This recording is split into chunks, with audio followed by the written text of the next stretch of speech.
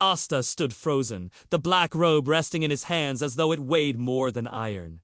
For a heartbeat, the world around him faded. The noise, the voices, even his own breathing disappeared. All that existed was the symbol stitched into the cloth mark of a squad he had never imagined would accept someone like him. When the question came whether he wanted, Ida's hesitation vanished in an instant. His answer exploded out of him, loud, frantic, overflowing with emotion. Of course he wanted it. His answer exploded out of him, loud, frantic, overflowing with emotion. Of course he wanted it. The robe slid over his shoulders, and as it settled into place, something inside him settled too. It wasn't just clothing. It was proof. Proof that his dream wasn't foolish. Proof that he had earned his place, even without magic. Someone commented that it suited him surprisingly well. Another voice agreed. Then Yami spoke. The captain's tone was sharp but steady, the kind that carried weight without needing volume. He made it clear Asta was a Black Bull now, and that meant responsibility. Any disgrace he brought would reflect on the squad and on Yami himself. Asta snapped to attention, shouting his understanding with absolute sincerity. His enthusiasm earned him an immediate reprimand to quiet down. Still, nothing could erase the joy in his chest. He had made it. Not long after, Asta was taken through twisting corridors to see his assigned room. The door creaked open, revealing a cramped, shadowed space filled with dust, cobwebs, and the smell of neglect. It looked forgotten, like no one had cared enough to clean it in years. Someone scoffed openly, calling it miserable, and pointing out how much better their own room was. Asta didn't respond right away. He stepped inside, turning slowly, taking it all in. The cracked walls, the dirt on the floor, the single, narrow window. Then he smiled. This was his. Back of the church, there had never been a his. Every bed, every corner, every inch of space was shared. Privacy was a luxury he had never known. Compared to that, this tiny room felt like freedom itself. Without a second thought, he rolled up his sleeves and began cleaning, sweeping away grime with infectious energy. He laughed as dust clouds filled the air, chasing cobwebs like they were enemies to be defeated. When Magnus stopped by, he didn't mock Asta's excitement. Instead, he offered something gentler, a reminder. The people back at the church were Asta's family. They would worry if they didn't hear from him. A letter would mean more than Asta realized. Asta nodded seriously and promised he would write. When he was finally alone, the room quiet except for his breathing, he looked around once more. This place might be small. It might be dirty, but it was the first castle he had ever claimed. And one day, no matter how long it took, he would stand in the castle of the Wizard King. That dream burned brighter than ever. Far away, Yuno stood in a very different place, facing a very different challenge. He was addressed with formality and cold authority. Klaus reminded him of rank, of rules, of the expectations placed upon him. His words were strict, almost condescending. Yuno listened without argument. He didn't lower his head, but he didn't raise his voice either. His confidence ran deeper than pride. Back in Hajj village, the letter finally arrived. The children gathered around as it was read aloud. The handwriting was exactly what they expected: messy, uneven, barely legible. Some laughed, teasing that Asta clearly hadn't improved his writing at all. They assumed the letter would be filled with disappointment. Then they heard the words clearly. Asta had passed. Yuno had passed, too. For a moment, no one spoke. Then shock turned into joy. The village erupted with cheers, laughter, and tears. Even those who had worried the most realized how wrong they had been. Asta hadn't failed.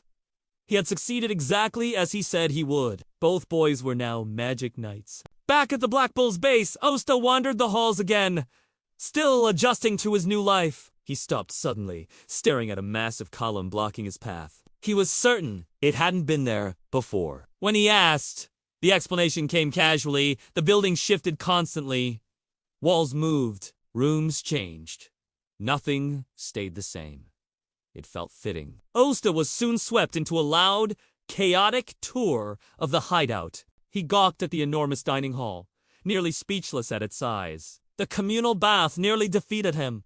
The heat overwhelming, but he refused to give in. A Black Bull didn't back down from discomfort. Laughter filled the room. He was warned sternly about the women's quarters protected by lethal trap magic and then shown the beast room. To his shock, he was placed in charge of feeding the creatures. Though nervous, he knelt down and spoke gently to them, treating the task with respect. Then everything changed. He crashed into someone in the corridor, girl wearing the same black robe. Relief flashed across his face.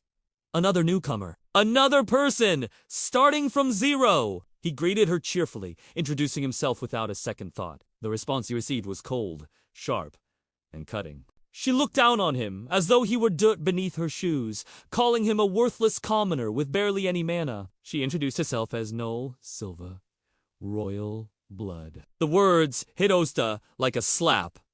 Panic replaced excitement. He stumbled through an apology, suddenly unsure of how to act. But Noah's pride only hardened. She insisted that status mattered, that blood determined worth. When her words were challenged, her anger erupted. She raised her magic to prove her superiority. The spell shattered control instantly. Mana exploded outward, wild and unstable, tearing through the space around her. Panic spread as the destructive force grew.